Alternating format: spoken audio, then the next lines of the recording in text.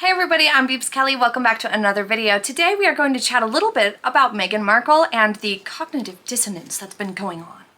So there are a lot of comments that Meghan Markle is some kind of fashion icon. There are a lot of magazines that push the things that she wears or says that she looks spectacular in her clothes or has impeccable taste.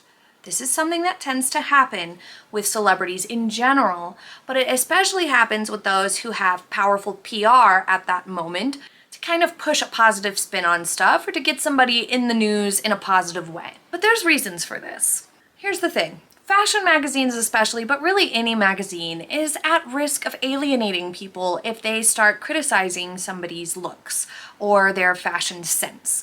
And for some reason, we've gotten to a point where we equate someone's personal looks as a human being, like their body and their features, with their clothing as well. So it's become a little bit more difficult for people to talk about outfits without people conflating that to talking about the person's actual body shaming, for example. And magazines and publications and journalists feel that pressure too. It's become a thing in culture that is hard to get away from. Unless you're with trusted friends, it can feel like a bit of a risk to say that you don't like somebody's outfit or how they look. Our clothes send a message, they send signals. They are used as powerful tools when it comes to setting a tone. What sort of messaging and imagery are you emulating through your clothing? And knowing that certain clothing types or certain degrees of exposure, if you will, are appropriate in some situations but just not in others. For example, on the Grammys red carpet, it's much more common to see more performative pieces, more costumey type of looks than it is at the Oscars. At the Oscars, it's much more common to see a lot of gowns, more expensive, upscale sort of looks. So wearing the right thing on the right occasion is also super important, but if you were to call that out, some people might say that that's not very nice, or, what does it matter? They should wear what they want. But I just find that to be very disappointing because dressing for the occasion is something that gives significance to an occasion and to your presence there. When you're dressed nicely for a job interview, you're showing that you care about your appearance, but you also care about the interview itself. You care about the person you're going to go have that meeting with. You care about their time, you're showing respect, but you're also showing that you respect yourself by dressing appropriately for that occasion. Same goes for like a funeral, for example. You're respecting the occasion by wearing mourning colors. But all of this has begun to get kind of conflated and befuddled with the body positivity movement, which is good. I think it's good to not shame people for their body. Nobody can help that. Make people feel bad for their current state of their body or whatever, or to insult somebody for something that they cannot change. Of course, 100%. But to talk about somebody's clothing options, I think should be appropriate. But magazines are, I think, a little bit afraid of doing that, but also they make money through hyping up stuff. So when a magazine says, oh, so-and-so was seen in this, but they also include a link to it, then they get commission off of those clicks. Anytime somebody clicks on that link, even if they don't buy that same item, if they buy a different item, the magazine makes money off of those clicks. They make commission off of anything you buy anytime you click on those ads or those links. So for example, when Meghan wore that weird striped beach dress thing to dinner, the reviews of it were glowing, that it was just so spectacular. And there were links to that. Anybody who clicked on the links, even if they didn't buy that item, if they bought something else, that publication makes commission off of that. So they have zero incentive to be realistic about what the outfit really looked like or whether they like the outfit or not. Also, there's such a wide range of taste. Some people are gonna love that, some people are not, and that's totally normal. Nobody is ever going to agree 100% on one thing. But they have no incentive to not hype that outfit because they'll get more clicks on it. People will think, oh, this is what I should be buying, and then they'll make more money that way. They're not gonna make money if they're like, look at this ridiculous outfit, you guys. And also they could get a reputation for being a magazine or a publication that picks on people or is not supportive or inclusive. They can have all kinds of things stir up. So I think a lot of publications are just afraid to say that something doesn't look good. And fashion editors and fashion magazines used to be more like that. Like, you guys always talk about Fashion Police. I absolutely loved it. Joan Rivers was amazing. It was great. Those types of shows used to be a lot more realistic and honest about fashions and clothing on people and whether or not they really looked good. But magazines too used to sometimes say, like, this is questionable, but now the most somebody will say is, oh, it had us scratching our heads a bit, or we weren't 100% behind it, or we didn't fully see their vision, but it was still so fabulous. It's almost every even worst dressed list is very tiptoed around the fact that maybe it wasn't the best choice. I think a lot of it stems from not wanting to alienate an audience and not wanting to be labeled as one that's really harsh and critical of people. And also, of course, like I said, money is behind this. There's money to be made in hyping up outfits and recommending them to people and getting them to buy it. And there's not much money to be made in saying, yeah, that didn't look good. So we see less and less realistic, objective critiques of outfits than ever before, and it's causing chaos, I believe. More and more stars and more design houses missing the editing that is needed to make something really truly spectacular. I think a lot of the red dress disasters, for example, could have been saved with a little degree of editing it down to make it a little bit more realistic for a human being's body. Like, for example, not having their boobs fall out of their dress, for an example. It's time to pause for a brief moment to thank the sponsor of today's video, Ground News, a really innovative approach to getting your news unfiltered. Every article in the Ground News app or website shows you exactly where it's from and what bias may or may not be present. Take this Invictus Games coverage on Meghan Markle and Prince Harry, for example. Ground News will show you a summary of the news item itself, as well as all the other articles on the subject that have been published. It categorizes them by whether the source is center or tends to lean right or left.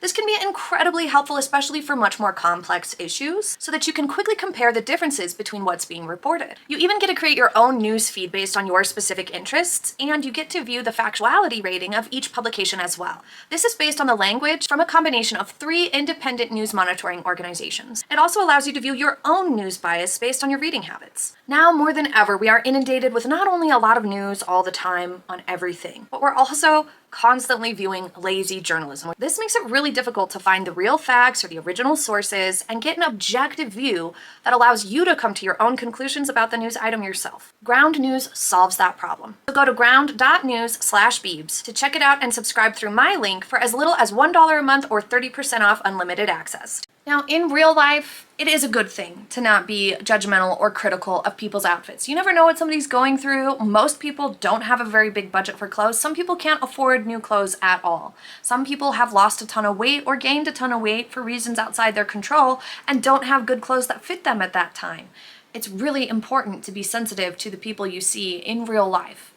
But when it comes to the wealthy, the magazines, the celebrities, red carpets, Sussexes on their worldwide privacy tours, these are the people who do have the resources to dress their bodies for that day, how their bodies are that moment, no matter the expense. They are the people who have the resources for tailors and for things to be made custom or to have them fitted perfectly. And they are the people with the resources to hire a stylist. Most regular people, I think, in part get annoyed when they see a celebrity or a famous person in a bad outfit, in part because it's like, I would kill to have a stylist and a big budget for clothes to dress really, really nicely and in a way that makes me feel spectacular 100% of the time. But instead, I have to wear this 5-year-old t-shirt and jeans that are too big. You know, that's what regular people go through. So it's kind of annoying for regular people to see bad outfits out there on wealthy celebrities or silly outfits that are just absurd. And of course, a lot of places are just trying to get buzz. They're trying to get clicks. They're trying to get people talking. And a lot of celebrities do that too. They wear something that's a little outlandish because it gets buzz going. The point is that sometimes doing something like that gets you in the press more, gets your name out there more, and it's a technique that some artists use. But it's not a good technique for everybody. And part of the problem with Meghan Markle is that she has used certain techniques that were more Hollywood PR tricks that just don't work well in the role that she was trying to be in with the royal family. The whole "nobody's asked me if I'm okay" might have worked good if she was just an actress. So some of her approaches were not translating well into the new role, which was meant to be more diplomatic and more measured and more professional in tone. But this combination of the magazines always hyping everything up for their ulterior motives, and celebrities sometimes wearing stuff that's ridiculous just to get a buzz, and fashion houses also sometimes just pushing the envelope and always focused on trying to make something so new and so wow, it comes to a point where you get the impression that you're supposed to like everything you see. The super hyped up side of the style analysis is saying that everything is great, everything is fab, and everything is lovely. Then people are lost to decide what they really like for themselves and what really looks good, because the media is always saying that you should like it all, and it's all amazing, and it's all spectacular, which is not the case. A certain outfit or dress that's really beautiful and wonderful may not look good on a certain person, but it might look good on somebody else. Or some things are literally just works of art that aren't really meant to be worn. And some stuff is just a trend that you can wave at as it passes you by.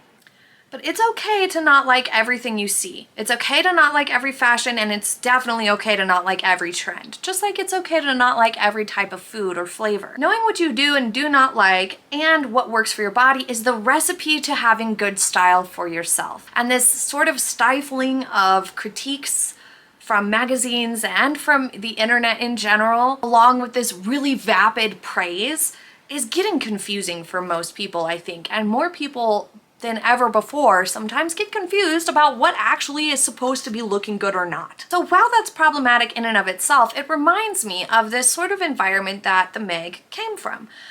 In the sorts of circles where there's lots of like stylists and cosmetologists and photographers and maybe actors or models, these types of folks tend to get in a pattern of acting like they know everybody and love everybody. Because a lot of the time at these sorts of like networking events or parties, you don't know most of the people that you're meeting, but you never know who's married to somebody really powerful and significant, or who might suggest you for a new role, or who's an agent or a well-placed casting director or an excellent stylist. You never know really who you're talking to, so you just pretend to love and like everybody and everything, and everybody's your instant best friend, and it's so great to see you even though you don't know them.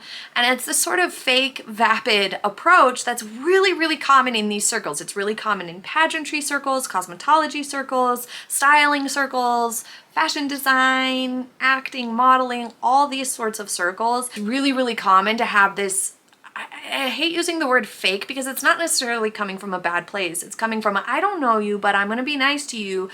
I guess that is fake because you never know when that person's going to be able to connect you to your next job or your big break. So that's the sort of space that Meghan came from.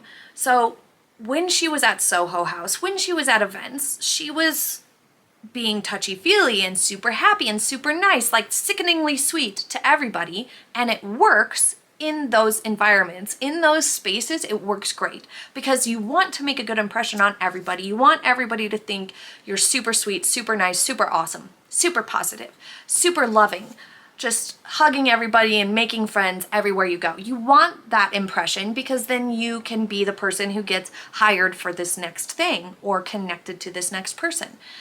But it does not translate well when you leave that environment and go literally anywhere else. It doesn't work well in any other environment. It doesn't work well in normal jobs or normal communities. People are like, why is that person trying to hug everybody? In royal family circles, it doesn't work well. Obviously, this is a diplomatic sort of position. And you're royalty, not celebrity. You're not trying to network here. You're there to give people your time and to lend people your attention so that the press and whatnot draws attention to that given cause. So I think that's part of why people were not getting on well with her, was that she was trying these same tactics in these circles and it just didn't translate well because it is fake. And to most people, it comes across as fake.